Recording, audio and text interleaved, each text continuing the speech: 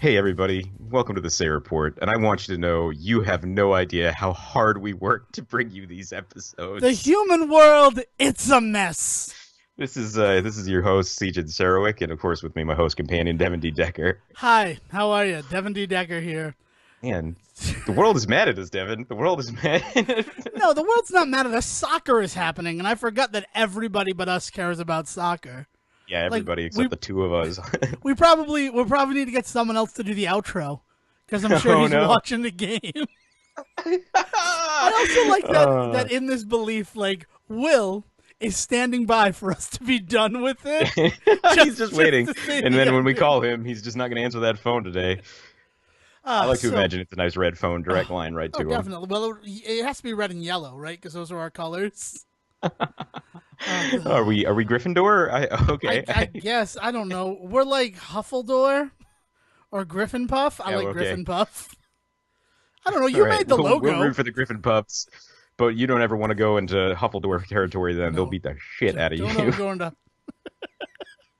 All right, so welcome to the Say Report. I was going to start this episode by apologizing. This part's still going to happen, Sajan, because Okay. Well, now I'm not caught off guard by this apology. I understand why you need to apologize, not me. I need to apologize because I felt like I was holding back last episode. And I was like fully intended to be like, I'm really sorry about last episode. I was holding back. You didn't get 100% pure unadulterated Devon. And then my whole thing about Encyclopedia Brown sort of Mhm. like sparked a revolution. So wait a minute. Are you in the middle of your apology taking back your Oh yeah, I'm not apology? apologizing. There will be no apology. No money exchange, no double dare in place. Oh God. Control of the So board switches to Siegen. last week we lit the world on fire by discussing our intimate relationship with Encyclopedia Brown. Yeah, that I sounds heard that good. I heard that sentence as it was coming out of my mouth and couldn't stop it, and so I just went with it. 11-year-old native of Um, Idaville, Encyclopedia Brown. Good job. Good job, Siege. does he have a? He must have a Twitter handle by now, right? Like somebody out there is tweeting Encyclopedia Brown stuff. Like, Well, if hopefully, not, get whoever's on this. tweeting as Encyclopedia Brown is like in a dire Twitter war with Wikipedia Brown. Oh God, Like his, that. his Like that's. arch nemesis. Yes. So we talked about Encyclopedia Brown, and I can't believe like the people who reached out and talked to me about Encyclopedia Brown. It was Sorry, awesome. Wikipedia Brown, but you're off the force. You can't just keep making up evidence. Citation needed, Wikipedia Brown. Handed your badge. Oh God. So Sorry. it's We okay. were doing a real thing. Okay, so It's Encyclopedia Brown, people love it, and hey, man, I am super happy that we found a shared fandom out there that wasn't being discussed. You know how rare that is? dude, it's like it's rarer than I don't know. I had a thing. The two-haired curly. I don't. Four-armed grimace. Four-armed grimace was what I was trying to say. It's rarer Than a than a good four-armed metaphor on the grimace. Say Report. Oh, that's true. Hurtful, truthful things at the Sarah board today. But I was holding back. Right? Let's not. Even though my held back conversation topics ended up working out for us, I will own the fact that I was holding back in last week's episode, karmic weather. Oh, And the reason why I was holding back is the plan was that I go see Ant-Man and the Wasp on Sunday after Dale got done with work. But I was so nervous, Siegen, after my inability to see The Incredibles 2, or yeah, just yeah, yeah. Incredibles 2, that we saw Ant-Man and the Wasp the earliest opportunity that we had. Okay. So we saw it on Thursday night, and then I'm like, oh, maybe Siegen saw it early too, and everything's gonna work out. And then you're like, so I'm seeing it after we record this episode. So I had all these thoughts percolating in my brain about Ant-Man and the Wasp that I'm like, I don't want to leak any of them because I want Siegen to enjoy it the way that I enjoyed it. So do we get to do this? Do we get Oh to yeah, have the so discussion now? yes. All right. So ladies and gentlemen, This is- welcome to episode 78 of the Sarah Part, Devman and the Siege. It might be we'll Siege work on Man that. and the Dev. It might not be either of these titles. Yeah, we'll work on this. See, you can't just force a title. You got to wait for it to organically come up. You know, we'll get there. Well, Um, yeah. So yeah, so so I saw it. I'm in a weird place right now because I have seen it just recently enough that I can't tell if my unabashed love for it is just the nature of just it being fresh in my mind. I haven't sat with it long enough because I have this innate fear that I did not enjoy it as much as I think I did, and I don't quite know where that comes from All yet. right. So before we go any further with Sejan's innate fear, spoilers for Ant-Man and the Wasp, they're going to come up. Like, it's not a Okay, promise yeah. that they're going to happen, but like, there's a really good chance. So if you haven't seen it yet, stop the episode, go watch it, and then come back. That's You how know, we're easy it is. actually we're even still close enough that I'm even willing to say also spoilers for Infinity War because we're gonna have to probably discuss some of that stuff as well. There's no way to discuss Ant-Man and the Wasp without talking about Infinity War, which might be one of the things that I take issue. I don't know. We got to talk about this. Cool. But That's what yeah, we're going to have a spoilers, discussion spoilers all about. around. So, Spoilers all around. So what so, do you got, Devin? so my first reaction to Ant-Man and the Wasp is, that's how you fucking do it, Deadpool. That's how you do a sequel to a funny comic book movie. It did not feel forced. Everything felt organic. The one big callback from the first movie had like a natural way of happening rather than them just trying to jam it in as many slots as possible. Like that this was a great film. That was a Yeah, sequel. I will say that on the level of it being a superhero like lighthearted sequel, they might be the same thing. But other than that, there's really not much that has in No, common with yeah, Deadpool 2. that's Let's very put, no, but look, I'm just saying is that like a lot of people, and so you talk about like maybe I love it because it's still fresh in my mind. mhm. So after we recorded the last episode, I went and saw Ant-Man and the Wasp again. Nice. Because the plan was to see it, all of us, Dale, my mother, and I, on Sunday night. But because Dale and I saw it on Thursday, Mom was left out in the cold. So I'm like, I will take you to go see Ant-Man and the Wasp. We'll have a good time. And my mother's first reaction, this is during the credits, and I'm like, I'm sorry, I bet like it didn't work for you. She's like, no, that was perfect. That was a perfect film. So she doesn't hate Excellent. everything, everybody. She's not Mikey. Oh man. And the other thing is, I was meeting Jeff Hibbert. He's been on our Oscar episode afterwards, and like I got to his house, and he's like, "How was it the second time? Especially with it so fresh in your mind."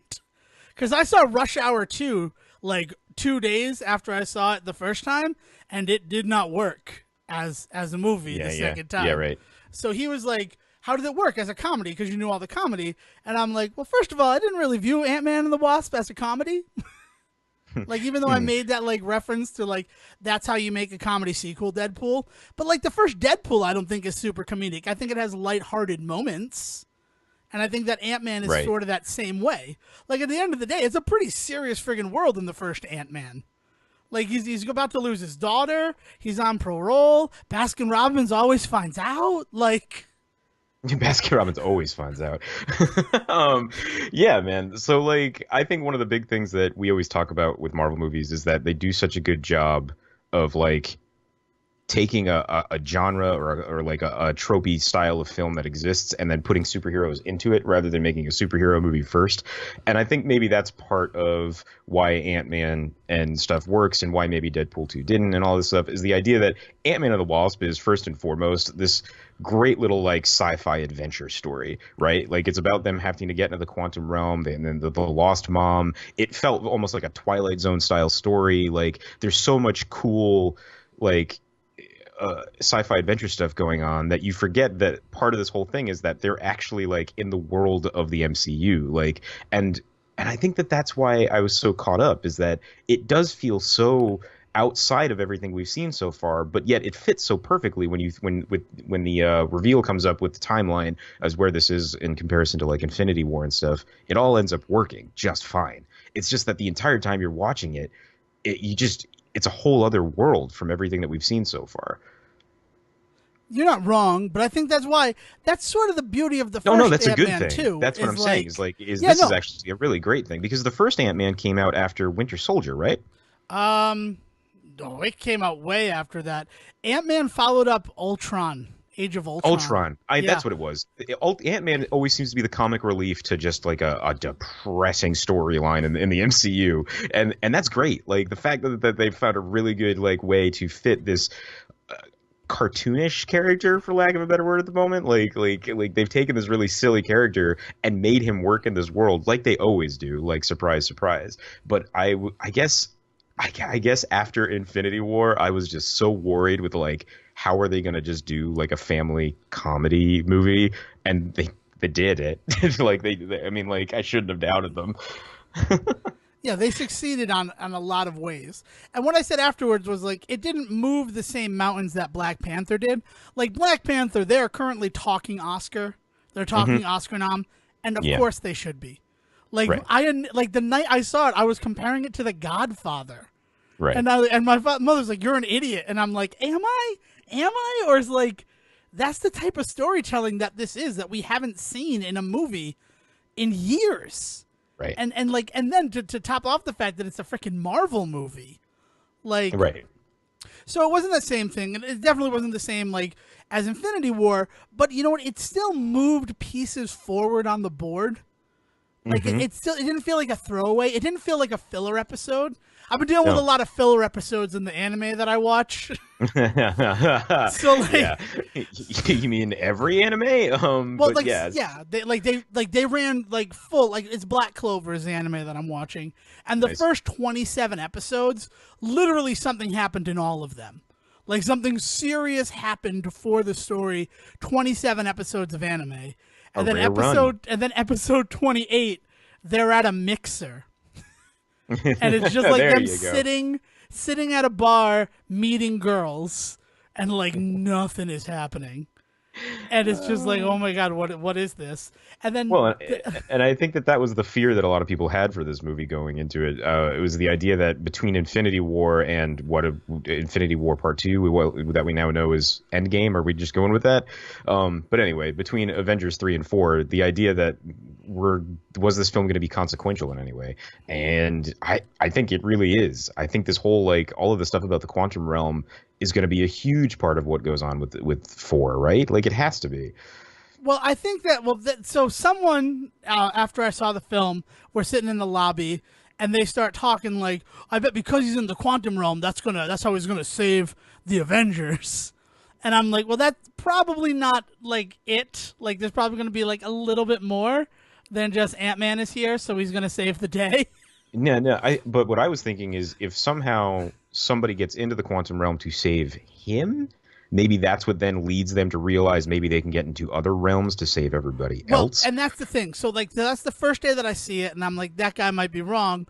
But then you have that moment where Janet Van Dyne, played marvelously by Michelle Pfeiffer, and that's there's your big spoiler time.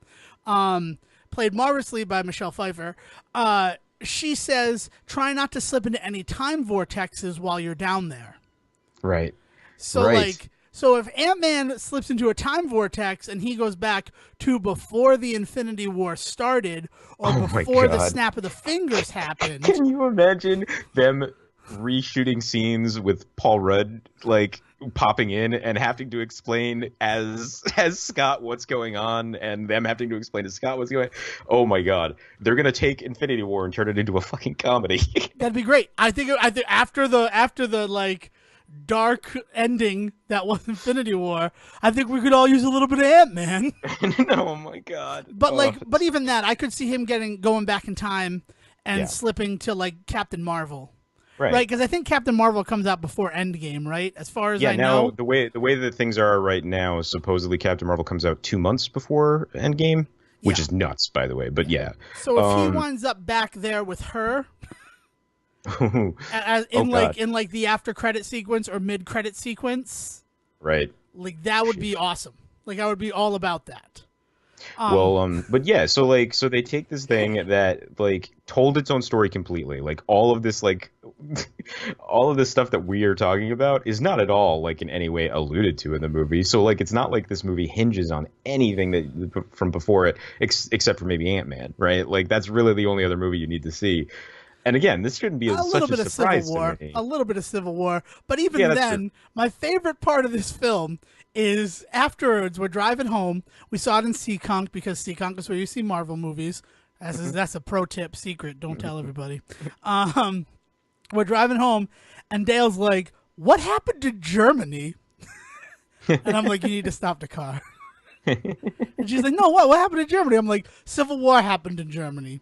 The airport fight, the thing they made a bunch of allusions to in the film we just watched. And she's like, how was I supposed to know that airport was in Germany? I just thought it was an airport. And I'm like, you're not wrong. Like, you're not wrong. Like, but what that spoke to is just how, and this is for me, and this is my whole family, really, right? These are all the Deckers who have seen Civil War, immensely forgettable. Like, the most forgettable Marvel film. I guess I can't. I mean, it's the movie that introduced Black Panther. Yeah, right. But you know what? I mean, like, he also had a really nice introduction in the film Black Panther. Like, I don't want to be that person. Civil War was immensely forgettable to all of the Deckers. Okay, so your family completely forgot one of the greatest of the Marvel movies. Dude, it's not that we completely forgot it. It's just that, like, oh, there's a really good fight at the airport.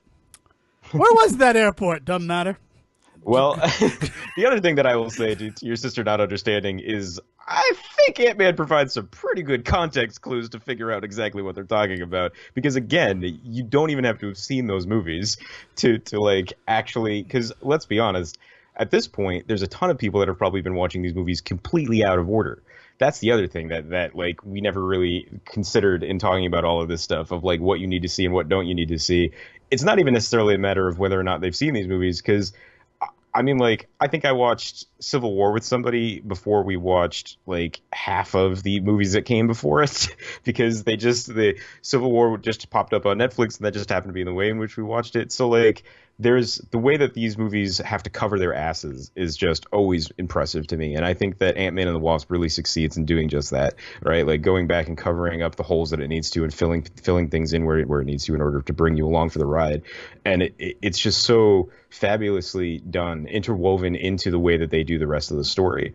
And I mean, like, we haven't even talked about the new stuff that they bring to the board that's just fantastic. Like Ghost and Goliath, I want to see their own movie. Like I want to see the two of them in their own story. I do not disagree. I loved Goliath. I love that they brought him in as a character. It makes perfect sense when you're dealing with Hank Pym. Ghost was never really an Ant-Man villain, but fantastic what they did with it. And the thing that I really liked about Ghost, and it's subtle, and maybe it's not subtle, maybe I'm thinking it's subtle. Everybody thinks that Ghost is a man. Everybody uses the pronoun he. I noticed that Scott did it in the beginning, but I didn't pick up on anybody else. But I also wasn't looking for it. But it was a thing that I noticed at first when Scott says something. I was like, "Dum dum." I didn't think about everybody being a dum dum. But yeah, but like Walton Goggins does it too and stuff like that. But it's because you just see the suit, right? So it talks a lot to how like we assume that heroes or villains are men, right? Which is a problem. And we're going to touch on this territory deeper. But the other really cool thing about that is that Ghost in the comics is a male character. Yeah, so it also is a really So it's a really cool way to touch on that they're subverting the character. Mm-hmm. So and to like show you that they know what they're doing, right? Yeah, like it's a great way to show you. And again, subtle, right? Like, and I think that's maybe what it comes down to is for a movie that is so goofy, right? There's like a giant salt shaker within the first 20 minutes. The way that it uses subtlety to like move the story along and, like you said, progress even the entire MCU is perfect. Like it's so well done. Like I'm just so super impressed by it. Yeah. And you should be, and it is. I mean, it's really, really good. This movie was, my mother called it perfect, and this is a woman who complained that there was too much fighting in Black Panther, saw Infinity War in spite of that, and really, really liked Infinity War. And she's now seen Black Panther 4 times. My mother has seen Black Panther more times than I have. She was away, and she's like, yeah, we're watching Black Panther again. I'm like, how many times is that? She's like, it's 4 times this week. And I'm like, that's cool. Like, it's a really good movie, but I would have never thought you'd watch it 4 times after your complaints. So, like, then this one comes out, and she calls this one a perfect movie. Like, that really, like, that says something to me. Yeah. But it also speaks to what you're talking about with accessibility. Because, like, one of her big problems with Civil War, up to that point, she had only seen the Iron Man films. Right. And that's why she wanted to see Civil War, because, Iron Man's going to be a part of it. I feel like I should see this movie. Right. So she didn't know anything else going into it. And I feel like the big thing that Marvel did in the wake of Civil War is, first of all, they've upped their game a lot. And I know that you say it's like this great, beautiful movie and whatever, and I'm the idiot for thinking it's forgettable and everything. And I'll wear that badge proudly. I'll understand that. But I feel like the storytelling is a lot less convoluted in the wake of Civil War. I feel like they're trying to avoid the Baron Zemo reveal that he's just some guy. Mm-hmm. Like, I feel like they did take the small amount of complaints that existed from Civil War and they have folded it into going forward. Oh yeah, I mean like Civil War is never going to beat Winter Soldier for me. Like at the end of the day, exactly. as far as I'm concerned, the most perfect movie that they've made so far. Black Panther is the only thing that has ever come close, I think, to Winter Soldier, and I still feel like Winter Soldier is just such a well done film that I just can't. I can't bring myself to let it go. But anyway, like for sure, like Civil War definitely is. You're right. Like there are issues there. Convoluted doesn't even begin to explain it. But part of that is because They're unfortunately together, that's like, that story, and right, and that is the movie that they realized, like, okay, whatever movie we do this in is going to take a hit, but do we want it to be our big one like Avengers, or do we want to do like maybe a one that's kind of a safety that even though it gets convoluted, people are still going to enjoy it? Bam, Civil War is what you get, right? Yeah, exactly. And you put it under Captain America, so right. that like, and you're right, that was really smart of them, waiting for Avengers to be Infinity War and not calling it Avengers Civil War. Yeah, was genius. right? Like, because that was them. They tested the water. They saw what worked, what didn't work, Right. and what didn't work was having everybody on screen at the same time. So they piecemealed them out into these beautiful little groups.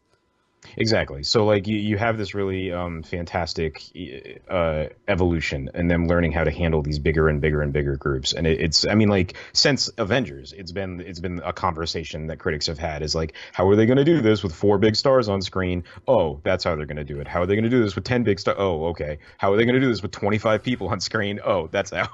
like they're figuring this shit out, and it's fantastic to watch them like figuring it out. Like that's part of this whole like meta journey for me, right? Is watching not just there it is, yeah, but watching not just like these movies be good, but on top of that, watching the filmmakers behind them and the creative teams behind them like learn how to do them even better and better. You know, I mean, God, one of the best things about the Guardians series is watching James Gunn's like relationship with those characters flourish, right? And then the other day he tweeted out a copy of the script and was just like, this is everything I've ever wanted to make in a movie. Like, essentially, he thinks of right now, he thinks the Guardians 3 script might be his opus, right? Like that's fantastic to hear from a filmmaker that I have seen other movies of his that I fucking adore and love, so I can't wait for the one that he considers to be one of his best, right? No, I mean, like, watching them get better at making these movies has been great, which, again, watching Ant-Man be, as much as I loved Ant-Man and the Wasp is, I think, 10 or 12 times better, right? Like, it's just such a good movie. It is definitely better. And that's a big thing, because I didn't think it could get better. I honestly did not think that the first Ant-Man could be outdone. Like, I was seeing this film because I'm a big fan of Paul Rudd, and I wanted to see the story stuff. Like, the Infinity War aspect of it never even entered into my mind, right? Yeah, like, as far as I was concerned, this did feel like a standalone film. Right. But then you get to the film, and they push everything up to 11. Yeah. And it works, and I love it. I love it. I mean, like, the people they bring in, like Jimmy Woo from Agents of Atlas and Elias Egghead Star, like, there's great stuff. But what they really did for me in this film, like, you talk about like how it's cartoony, right? And it's cartoony because that's Scott Lang. Right. And that's because Scott Lang is this huge course correction from Hank Pym, who was a fucking dickhead. Yeah, like, no, he's the worst. Like, yeah. we all talk about Iron Man and how he was a drunk and all this other stuff, right? Which, you know, they avoided a lot of that in the MCU. But Hank Pym is probably the gold medalist for fucking douchebag in in the Marvel comics. On the hero side, for sure, Yeah. right? Yeah, I mean, like if you're looking at one of them, I mean, not least of which, like he's a wife abuser, right? Like his relationship with Janet is just straight up just horrible in certain parts of the timeline, depending on what lines you're reading and stuff. He is originally the one that creates Ultron, and so on, thinking of the Ultron storyline, like all of that shit that we lay at Iron Man's feet right now in the MCU, like in the comics, like that was traditionally all the shit we were laying on Hank Pym. So think of it that way too. Like add that into it. Yeah, and But it's then funny that even you just a step further. Oh, sorry, I cut you no, off. no. It's just I was just thinking because you mentioned the idea that they've avoided a lot of the addiction issues with Tony and stuff in the movies, and they have and they haven't, right? They've done that thing where they have not played it up enough for it to be like a great representation of that stuff and the suffering that people go through with that. Like I won't ever say that's what's going on, but I think in terms of the character, they've definitely done enough to allude to the issues that he was having before, right? Before he became Iron Man, and even once he becomes Iron Man, the idea that he replaces all of that stuff with his addiction to the hero stuff, which I think is his entire journey, right? So I think that like that stuff is there, and again, it's just super subtle, right? And I think they do the same thing just in this conversation. It's interesting to see what they do with Hank in these movies, because as much as they don't make him the outright bastard that he is in the comics, they don't make him a great guy. The very first image you see of him is in the first 5 minutes of Ant-Man when he breaks a dude's nose on the desk in anger. Like he just walks up to a guy and slams his face on a desk and just destroys him. Like and so from there we get the idea that he is not great. And even the way that he handles Hope in both of these movies, like yeah, as great as it is that he was trying to protect his daughter by not like putting her in this position, she is clearly capable, and like he was the only thing standing in her way was this dude stopping her, right? Which is horrible. So yeah, you're right though. They don't make him nearly as bad as he is in the comics. No, but what I'm saying, what I was going to say. Thanks for stealing my point. No. They leaned into it a lot more in this film, and that's something that I like. Because like you talk about the subtlety with Iron Man, like he starts drinking in Iron Man 3, like you can see that he's hitting the bottle a little bit harder because he's like, what? I'm insignificant in this universe. Space is so big. But in the first like 20 minutes of Iron Man, there isn't a scene where he doesn't have a drink in his hand. That's true, Including exactly. I think including being in the Humvee with the soldiers. I think he's even gonna drink in his hand. Like in my head, he does at least. Right. But so this one, I like that they were a lot less subtle about the person that Hank Pym is. Like when you meet Bill Foster and he's like, yeah, I quit. You didn't quit. I fired you. And he's like, yeah, because you're always got to be right and all this stuff. Like he's like, oh yeah, he's a bastard and he's hard to work with. And then Well, and then the line of dialogue, Janet was the only one who could put up with you.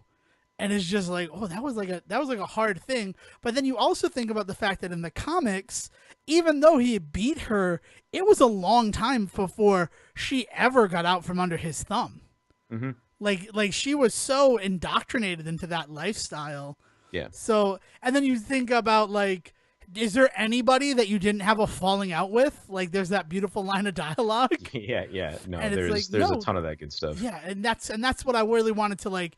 They shined a light on the reason why Hank Pym is not your Ant-Man in the modern Marvel Comics universe or Right, Marvel exactly. Cinematic Universe. Well, and what's really great about that is again, they're able to do all of that stuff and still justify things like why Scott might be one of the few people to still trust him in that Scott doesn't have many people to trust. I mean, that's what his whole story was about, right? But on top of that, he also is a dude that has done terrible things, but what he feels is for right reasons. So everything that we know about Hank Pym in the MCU, like all of that stuff, Scott could very easily still like be willing to give Hank that, there's never a moment where he doubts Hank in this movie, right? And so like it's just beautiful the way that all of that stuff all just comes together and works perfectly. I do not disagree, Sejan. I do not disagree. Can we talk about what might be my favorite part of this movie? And I've now forgotten because I Yeah. said that. Oh, damn it. No, it was there. And I'm like, oh, I'm going to say this. And it's going to feel real good when I say this. Talk about your other stuff, and I'm sure it'll come back to me. There's just, I mean, there's so much good stuff going on in this movie, but one of the best things I think that this one does, and I think what makes it better than the first one, is the way that it elevates everybody in this movie to a more tangible like human, not just a stereotype or a character, right? And everybody from Scott all the way down to Bobby Cannavale's character there, the stepdad. What's his name? Like I don't know his every character's name. Actually, I was really bummed out about that. yeah, well, but everybody gets to be a more real person. You know, all of his buddies in the ex-con business, right? The ex-con being the name of his business, um, is like it's such a like every single one of them gets more screen time, gets more personality, all of that good stuff. The torture scene with Walton Goggins is phenomenal. Like it is one of the funniest things I think I'd seen in a long time. But like the way that even his daughter has more screen time with him and more and a much more real relationship with him, and that whole moment where she's like with him upstairs and talking to him about like how much she would love to do what he does, and it's this really weird moment because it's the same relationship that Hope has with Hank, right? And so you get to see that parallel between the ways in which they handle it. And the interesting thing with Scott is he does talk to her about it. Like there isn't a moment where he's just like he doesn't just shut her down. He's just like, you understand that like I can't give you that permission, right? Like that would make me a terrible dad if I did. Like it's such a great like juxtaposition and parallel scene like to see with them. I don't know, like everybody's just so much better in this one, and I loved it. And I mean, this is coming from somebody that loved the first one, right? Like I don't want to make it sound like I'm dumping on the first film. I don't know. It's just good times, man. Just good times, which is such a good thing to say after Infinity War. Yes, it really. I can't remember. I had a whole thing about how I think magic in the Marvel universe is just manipulation of the quantum realm, because the quantum realm is definitely where Doctor Strange went. But that's not the point right? I wanted to make. Well, I mean, we even see the straight up mirror realm that he goes through, right? Which we saw it a bunch of times in Doctor Strange. And I think it's really interesting that, like, this isn't the first time that this idea has come up in Marvel movies. In fact, Thor 2, Jane Foster's entire storyline is about how she's trying to, like, convince Thor. Magic. Right. And she's trying to convince Thor that, like, no, all of this stuff that you refer to as magic, like, it is just at some point going to be considered a science, right? Like, and it's fantastic. Like, that seems to just be a through line through all of this stuff, right? And so I think that is going to be a huge part of what's to come in the Avengers universe, whether or not it's in 4 or in the movies after that. Like they're gonna have to have a more blunt discussion about that sort of stuff again, right? Maybe it'll just be when Scott meets Strange. Yeah, that would be such a great yeah. So like there's just that conversation has always existed, and I don't know. I mean, like I've actually heard a couple of people. I straight up came across I'll call it out. I think it was a Polygon article talking about how they had to stop doing that and let magic be its own thing. And I don't know, man. Like, I feel like that's one of the more interesting aspects of the MCU is that idea of how science and magic are actually interwoven into one another. Because I think one of the worst things they could do is separate the two and say that they have nothing to do with each other. Because that just seems like, first of all, lost opportunity for a lot of really good stories, right? Like a lot of really amazing team ups between magical characters and science characters. But if they don't ever get the chance to mingle their storylines, like that's a huge handicap, I think, on their part. But then on top of that, also just the discussions that brings out and the amazing dialogue that could bring out and the amazing like audience interactions that could bring out, like the ways that we all talk about this stuff would change completely if you separated those two. Well, and it would also be spitting in the face of what's come before, because very early on in this whole thing, it feels like that was part of the end game, was making magic distinguishable by science. Mm-hmm. Like it was going to be this thing where it's like, yes, no, magic exists, but it's only magic because we don't understand it by Earth standards yet. And right. I think that's why Ragnarok feels more like a science fiction movie than a fantasy movie, because we're starting to better understand that stuff.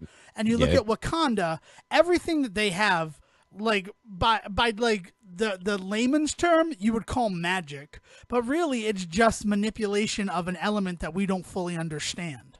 Mm-hmm. They've done a really good job pushing it to that. So if they were to then be at the end like, we're not doing that, fuck you. That'd be stupid. it'd be like I said, a huge lost opportunity, and like you're saying, just a kick in the nuts to like all of the fan stuff that's out there and all of the understanding that we all have of this universe. But yeah, like I mean, Black Panther's a perfect example. In that, in the same movie, we get all of this cool sci-fi tech explanation of how certain things work, but we also have magic flowers that bring people back to life, right? Like, like there's a beautiful balance in that movie of the fantasy and the science that makes it just such a unique and beautifully well done movie, and that could only exist in this universe that has allowed for that relationship to exist. Yeah, man, I don't understand ever wanting those to remove that idea from the MCU, because I think that's one of the core tenets of it. Yeah, 100%. And I've remembered why I liked this movie, or what this movie did for me, so I need to say it before I forget again. 40 minutes and Devon finally remembered why he liked Ant-Man 1. Fuck you, that's not why. No, it's something that happened, and it's about Civil War. I should have brought this in with the Civil War discussion, but we were so into other stuff. I finally have a stance on the Sokovia Accords. Oh, like okay. for a long time, I'm like, I don't get them. I don't understand them. Right? Like, and it's because like Iron Man's whole approach to it, like, just fucking sign it and they'll let us go. Like, that's total rich guy, like, response to that. Yes, it is. And then that whole thing. But like, seeing in Ant-Man and the Wasp that just because Hope and Hank were responsible for the technology that Scott used against the Sokovia Accords, and that makes them fugitives from justice, that makes me say, fuck you, Sokovia Accords. Like, it totally puts me on Captain America's side. Well, and what it is again, really good, awesome, subtle world building. It shows you what Cap was so worried about in Civil War, about the idea of the abuse that could come from it, the idea of the slippery slope. As much as that is a faulty argument, it doesn't mean that there isn't some ripple effect from that shit, right? And this is a perfect example of a very subtle ripple effect from all of that. That idea that, yeah, of course somebody down the line that probably had a problem with Hank Pym, right? It could have even been fucking Ross himself, but obviously he has enemies out there. So all it took was one person in the right place in S.H.I.E.L.D. / the FBI to have a problem with Hank, and they had a reason the second the Sokovia Accords came out to go after him, right? Like, that's totally believable in this universe and totally would happen if shit like this went down. That's exactly the kind of stuff that Cap and his whole team were worried about with that stuff. And yeah, and you're totally right. Like, calling back the idea that very, very base, like, Tony's understanding of the Accords are like, yeah, they're rules, but I break rules all the time, so who cares? Let's just tell them we're going to do it and then just do what we want, which is completely his attitude in that movie. Whereas Cap's just like, I'm not a rule breaker. And so if we're talking about making this a rule, it's a rule I can't stand by. So if it's a rule that you feel is okay to be broken, why don't you agree with me that maybe it shouldn't exist in the first place? Like, it's such a great, like, basic argument between the two of them, blown up to this war between everybody. Yeah. But it took 8 movies for me to, like, finally come to grips with the Sokovia Accords, because they were poorly presented in Civil War. Because I'm being serious. Like, that, this is the thing that this movie finally did for me, is put them into context. And I'm talking with 3. The scene in Civil War that did that for me was the scene where they're all sitting around the couch talking about them. That is the context scene where they start talking about this. Yeah, when they're having the argument with each other about who's on what side, and that's one of the first moments where you really start to see the splits between them. And then there's that beautiful moment where Cap says to Natasha, "I wish," or no, when Tony says to Natasha, "I wish Banner were here," and she's like, "Do you really think he'd be on our side if he was?" Like, even this understanding that even their friends would have to be choosing sides there too, like. Yeah, that is the moment in that movie where they lay this context out.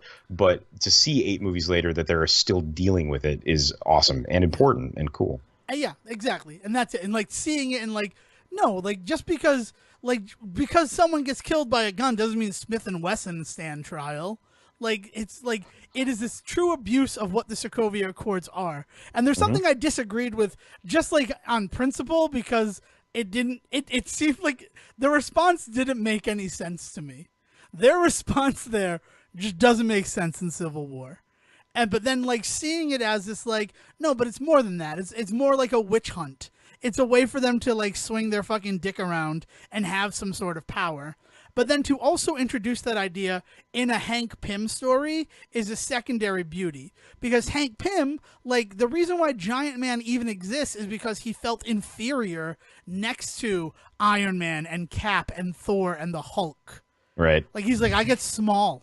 These guys are freaking giants. I want to be a giant too. Yeah, no. Hank's quest to protect his manhood is a pretty atrocious one in the comics, and the fact that they're not completely shying away from it in the movies is cool, for sure. Yeah, 100%, 100%. So I guess we should talk about the elephant in the room, and I guess have you read the article about this movie failing its female protagonist? The Ant-Man and the Wasp? Yes.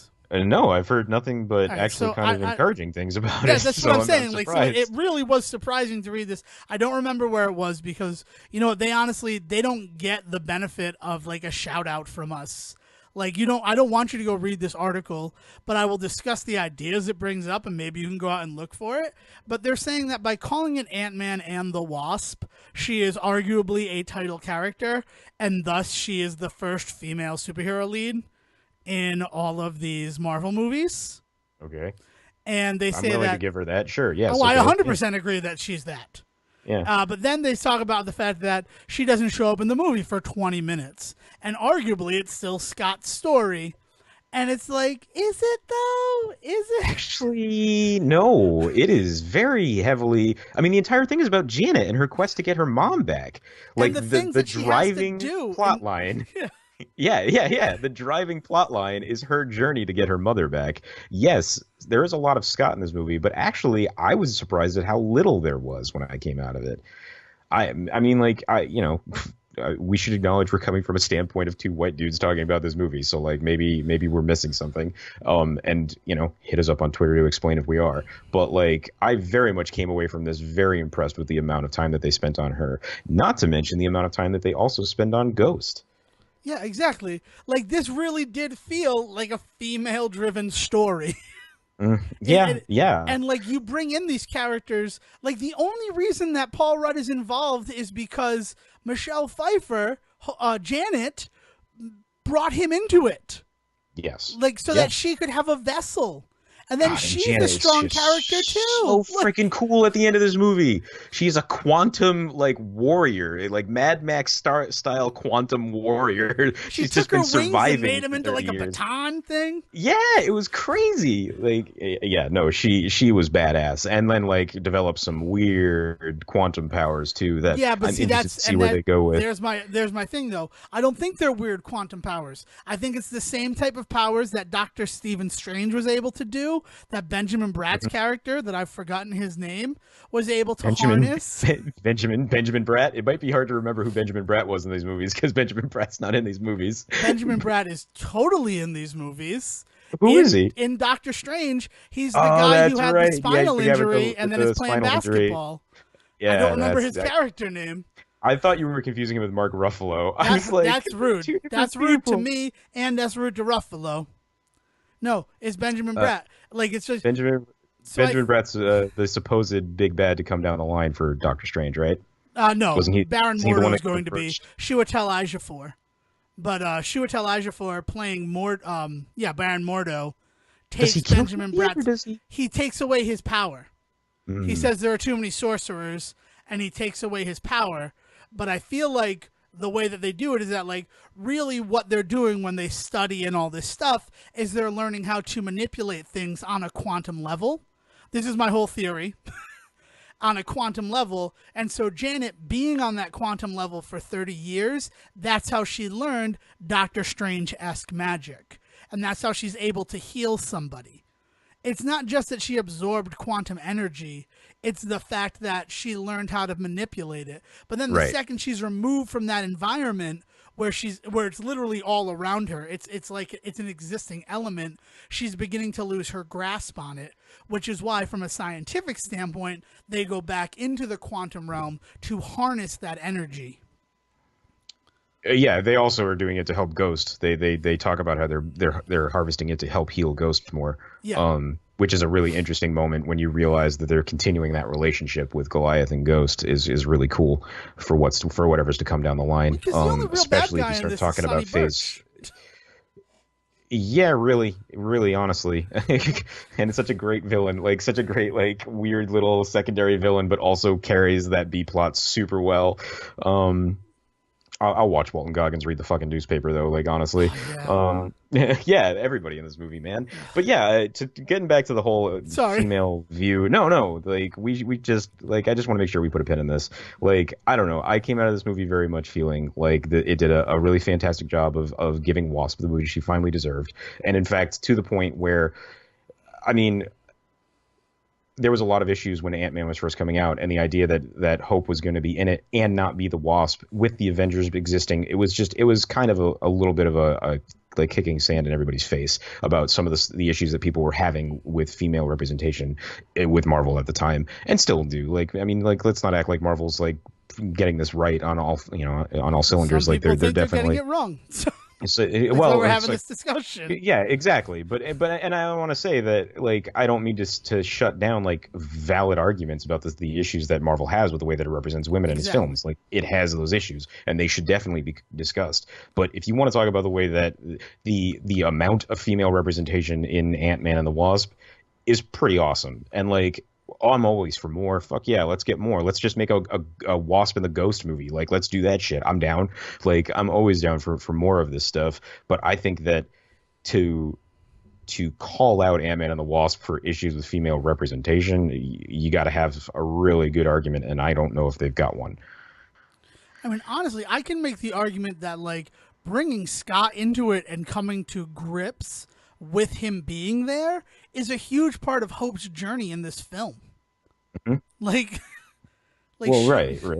yeah, Yeah, I mean, like, there is a lot to be said about the fact that like it took an Ant-Man movie in order to get a Wasp movie and all of that sort of stuff. Sure, and storyline wise, like having to depend on Scott for stuff is definitely, something to think about, right? But I also think that they do such a good job of showing Hope as always have been being better at this than Scott ever was and still is. Like Scott's fighting style, it's actually super interesting. I was watching as I was watching the movie, I was thinking about this. He definitely has a couple of moves and that he openly admits he learned from Hope in the very first fight scene. He turns to her and goes, "Remember when you taught me that?" Which is a fantastic line.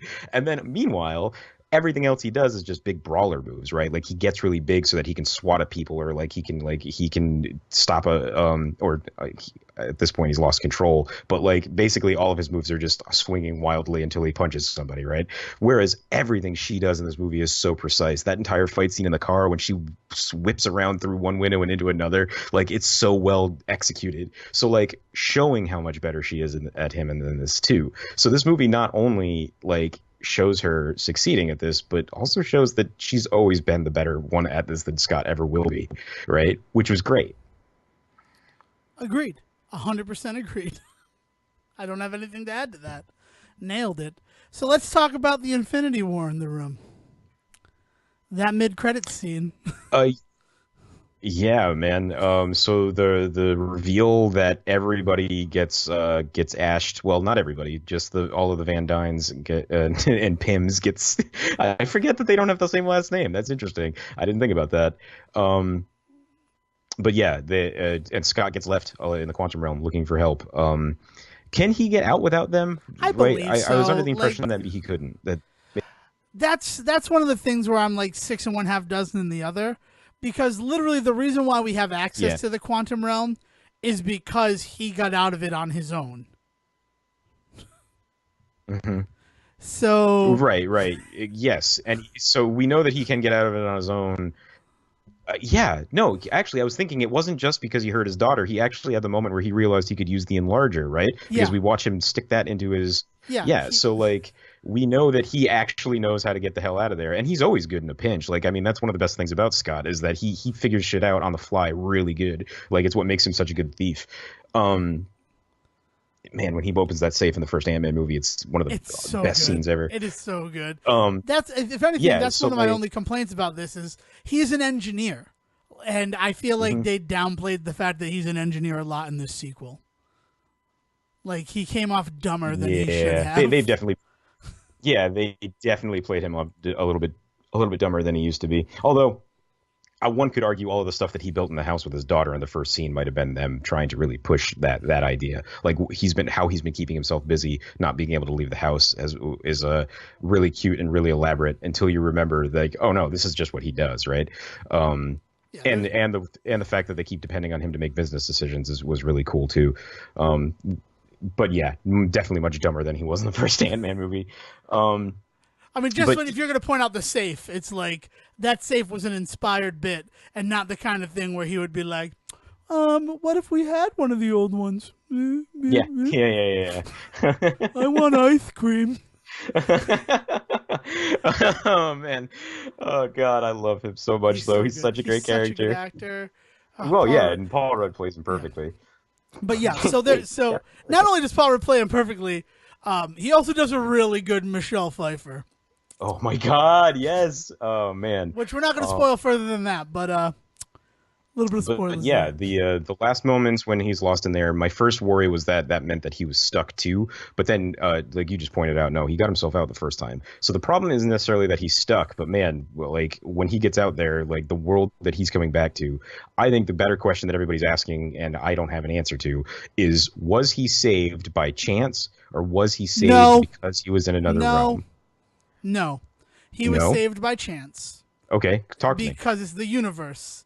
He snapped his fingers and he wiped out half of the universe. Right, but it's called a parallel universe for a reason. It's It not a means it's not the parallel same universe. one. It's not a parallel universe. It's another dimension existing within the same universe. Okay. So what does this mean like on a larger level then? Like does All this the mean animals, half the animals died too.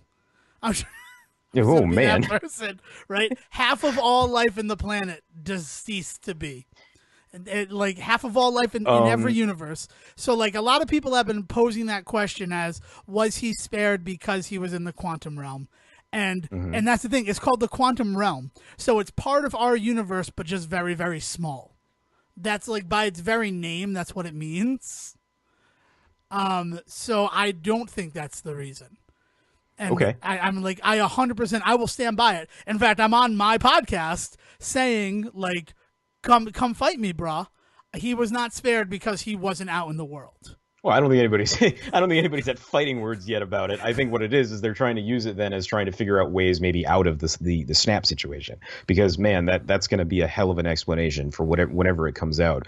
And so I think that belief is what's leading to a lot of the ideas that maybe he will find these other realms or universes or whatever within this idea that he'll be able to find people maybe through that is this shoots a lot of holes in it if that's not the case. If the idea is that no, these realms all exist within the same universe, then that means that people aren't just hiding out in the Soul Stone somewhere, right? Like that can't be the case, right? So like there's a whole bunch of other stuff that has repercussions on that, right? So that's going to be the really interesting thing is figuring out like how they are going to resolve all of this because clearly they're bringing people back. I mean, we're talking about Spider-Man Far From Home. We're talking about Black Panther 2. Like we know that these other Guardians of the movies, Galaxy 3. I didn't even know right? that there was a script for that yet. And it's like, well, all of them are dead currently Well, right. in the Currently, MCU. well, everybody but Rocket is dead. Oh man, poor fucking Rocket. But I, I will 100% stand by the fact that my belief is like magic is a finicky thing. Magic really is a finicky thing. And I feel like that snap of the fingers, that was a good snap. I was real proud of that. I've never done that before. No, that's fine. I don't care. I don't care. Mr. Rogers would be proud of the snappy I just made. Oh, where's Thanos dressed as Mr. Rogers saying, I think I'll make a snappy today. Oh, I have a shirt idea for a friend of mine. Yeah, so 100%, peeling it all back together. I mean, the way that magic works in a lot of ways, there is this little part of me, this little part of me that hopes so badly that in the moment that the snap occurred, two separate universes were created, and half the people went to one and half the people went to the other. So, like, you open up Avengers 4 with the snap and all the other people fading away. Everybody else dying? Oh Yeah. my God, that would be insane. Oh, Like Jesus. it's too. The problem is that and I'm sorry to say this. I have nothing but respect for the world at large, but like people are not smart enough to understand that. Like that's the part of me where like they could not do that because there would be people in the theaters being like, "Wait, I thought Spider-Man died." You know what's actually really interesting about that is that means that in the other universe, there's a Thanos that got defeated. Well, not defeated. He ashed himself. Well, he doesn't. You know, he exists in that other world. How did? Oh, so then he. Well, you're talking about there being two worlds, You're right? right, right? There would be a world without a Thanos. That But he one of doesn't them, a seem Thanos to. survives, and one of them, a Thanos does not survive the snap. Right, and what it honestly could be is that the universe where we watched the people who died at the end of Infinity War die, he passed away from that. He's gone at the end of it, right? He Yeah, disappears. he disappears. He goes to his own little verdant realm. Well, when we're gonna have to figure So out we don't know where what that is is or too. anything like that. Right. But like it would be just really cool because like there's so many things that exist in literature up to this point where like I'm going to kill half the people, I'm going to take care of half the people, and what that ends up being is two distinct universes being created. Like that's sort of truth. That's the big ending. Is that he's like, I learned it because I dripped some blood on this napkin and then I folded it and I saw two perfect, distinct blood droplets, and I'm like, I could do that with the world and have one with magic, one without. And it's like, yeah, I'm okay with that. Like as like a universal thing that these movies do, that would be awesome. But we Yeah. also live in a world where people had to be told that there were flashing lights that might induce seizures in Incredibles 2, and they had to put up big signs saying So that your belief moment is that in yeah, Last Jedi where there's no sound, yeah. there's supposed to be no sound. So you believe that what the resolution is that always and forever here on out there are just going to be two Oh universes no and no in no no one no! people died. I think Okay. that I Okay. think that then what needs to happen is that the two universes need to be reunited. Right. Okay. Okay. I think I it's was like I think that I they was fold gonna them back say into each other. that's a bold move. In this universe, all these people die, and in this universe, we recast everybody. Like, No, oh it's God. 100% the fact that those people who are dead in, let's call it Universe A, are living in Universe 1, and it needs to reunite them into Universe 1A. Excellent. I like that. Neither one is a prime. Yeah, man, that's a beautiful theory right there. And like, But and that totally feeds into like, with Scott being in the quantum realm and what that means. Because at that point, yes, I mean, there's 100%, they could 100% go the other way. As staunchly as I will defend the fact that he did not fade away because he was in the quantum realm, I could 100% see them being that because he was in the quantum realm, two Ant-Mans were created, and unifying them is what is going to need to happen. oh Jesus. Oh God. And then if we do that, Um, it will create a quantum ripple effect that will like because that's the thing, like it's sew just the everything back nature of together, right? magic. Because even though we had that like big conversation about like science and magic not being two different things, right now in the MCU there are some magical things that we are nowhere near having a scientific answer to. Exactly. And Yeah. the stones in the Infinity Gauntlet are 6 of them. The Right. purple flowers in Wakanda, that's one of them. Though 100% I could see that being an offshoot of the vibranium underneath the surface. Oh, well, I mean, clearly that's Yeah. what it is, right? Like, right, like we understand that that's what it is on a larger scale, but there isn't anybody in the movie explaining that exact science to us about how it's getting into their root system and feeding those flowers, right? You know what I mean? Like that's not what we're hearing right now. We're honestly what it is just basically it's uncanny valley almost in a way. Like how much are you willing to believe and at what point does it just not click for you? They've done such a good job like I said in Black Panther of giving us a universe in which, all right, I don't understand how that works, but in this world I understand why I can allow this to exist, right? And you just let that shit be. Yeah, and I think it's really interesting, like all the possibilities here that I'm willing to let them go with. I don't have a stance on what it needs to be. You know what I mean? I do. I 100% do. And that's the cool thing. And this movie has gotten me excited for the next one, which is really all a Marvel film should do, is Right. get you excited for the next movie. So kudos to that. But Yeah. yeah, go see Ant-Man and the Wasp. I know we just talked about it. Hopefully you already saw it before you listened, but even if you haven't, there's so much we did not touch on about this film. And as my mother said, it's perfect. Anything else to Yeah, add, yeah. Siegen, before we wrap her up?